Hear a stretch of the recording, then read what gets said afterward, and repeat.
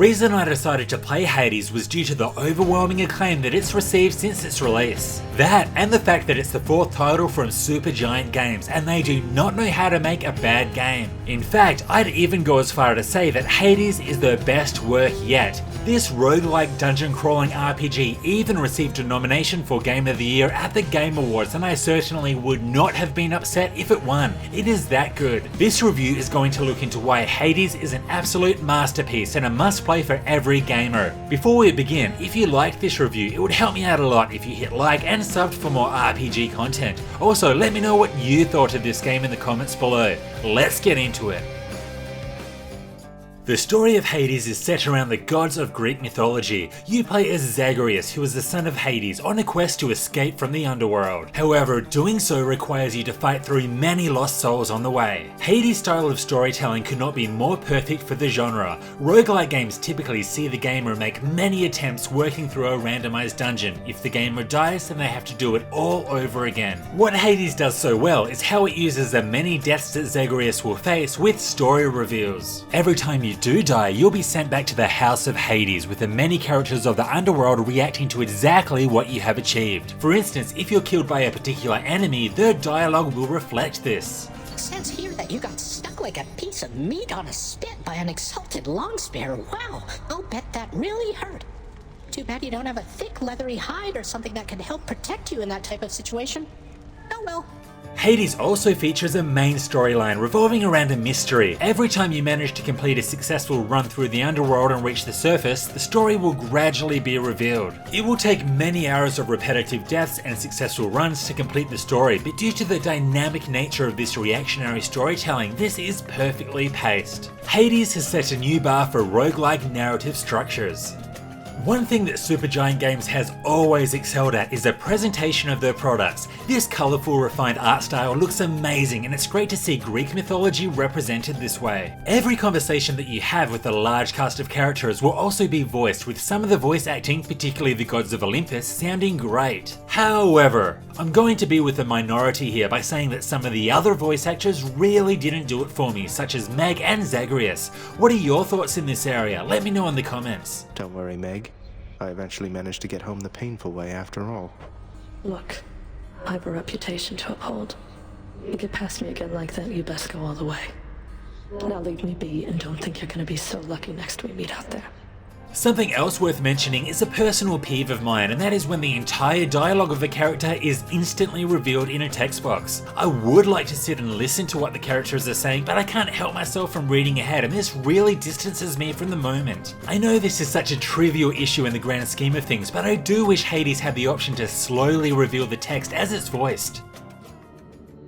I recently played through Supergiant Games' first title, Bastion. Gameplay wise, the two games have a similar style, but something more that I wanted out of Bastion was more depth with the combat mechanics. It must be Christmas, because this is exactly what we got with Hades. After choosing from one of 6 weapons, which are all completely different to one another, you can commence your escape.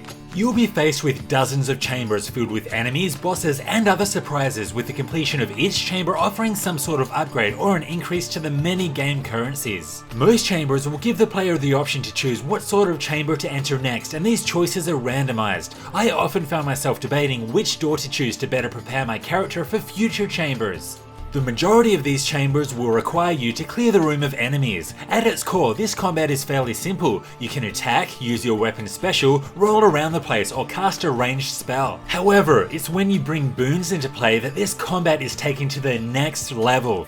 Boons are essentially upgrades that you receive from the gods of Olympus, who all wish to help Zagreus escape from the underworld. These boons are only temporary upgrades and will only last for the duration of your current run, so if you die or complete the game, then you lose them all. The gods, the boons that they offer, and the boons' power will be randomized, and this means that no 2 runs will ever be the same. By the end of your run, you will have dozens of different boons from different gods, and your playstyle will directly relate to the boons that you've acquired. Zeus's boons, for instance, focus on lightning, and out of these 3 possible Zeus boons, I chose Thunder Dash, which would cause lightning bolts to strike when I dash. As this was the first boon of this run, my playstyle would therefore make heavy use of dashing to deal damage, at least initially anyway. And this is just the regular boons. Also throw in duo and legendary boons and other temporary upgrades such as Palms of Power, Centaur Hearts and the Daedalus Hammer, and you will have many decisions to make in how to build your character for the current run. Without playing Hades, it's hard to explain how amazing this works and how well all of the boons and the other upgrades work together. I've played it for about 40 hours now and I feel that I haven't even scratched the surface in the character builds that I could create. So we've talked a bit about the temporary upgrades that are specific to each run, but Hades also has plenty of permanent upgrades to improve your chances of making it out alive. The primary upgrade mechanic here is the Mirror of Night, and this works a bit like skill trees in traditional RPGs. You can spend your darkness that you accumulated in the underworld on skills that will help you on your journey. Some of these include Shadow Presence, which deals bonus backstab damage, and Death Defiance, which revives you at half health when you die. Now, a single upgrade here won't feel significant at all, but once you acquire them all and start upgrading them, your runs will start becoming much easier. This Mirror of Night is one of the many things that you can do to permanently help you in the underworld, and this depth ensures that you always have something to work towards. The way that Hades mixes both permanent and temporary upgrades is outstanding. This not only ensures that every run feels unique, but also gives you a feeling of accomplishment even when you do die. It took me about 10 or so runs to successfully make it out of the underworld, but as I mentioned before, the game is designed for you to complete many runs so that you can see the entire story. However, there are many other incentives to continue playing, to the point where one single complete run is only just the tip of the iceberg. To start with, you have an affinity level with each of the many NPCs, which can be increased by giving them gifts. By doing so, you learn more and more about them and also receive some upgrades for your journey. There's also the renovations that can be done to the House of Hades, which provide a range of different benefits. The Fated list, which provides rewards based on in-game achievements. Weapon upgrades, which further changes the playstyle of each of your 6 weapons. And finally, the Pact of Punishment, which is like the choose your own difficulty system from Bastion, on steroids. This Pact of Punishment system allows you to increase the difficulty of each run by customizing loads of different conditions, such as having foes deal more damage. By doing this, you'll be rewarded with even more items and other benefits. Hades does so much right, but there was one thing that I think could have been improved on, and that is the enemy and boss variety. 3 of the 4 main bosses, for instance, do slightly change from time to time, but for the most part, the same strategies will work for each variation. What I would have loved to see was more variation here. For instance, one run may feature the Hydra after the second region, while another run may have a completely different boss. For the amount of runs that you'll be doing, more bosses and enemies in general could have further improved the excellent replayability of Hades.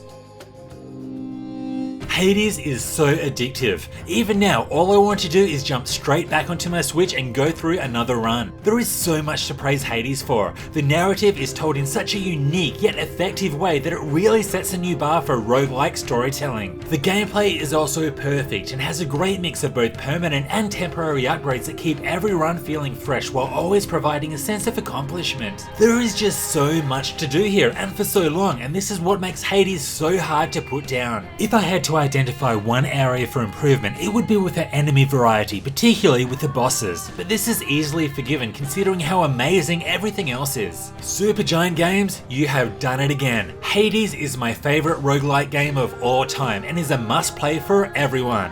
What did you think of Hades? Let me know in the comments below. This was Hellfire RPGs, thanks for watching. If you liked this review, hit like and sub for more RPG content. Also, come say hi on Twitter and Facebook. See you next time.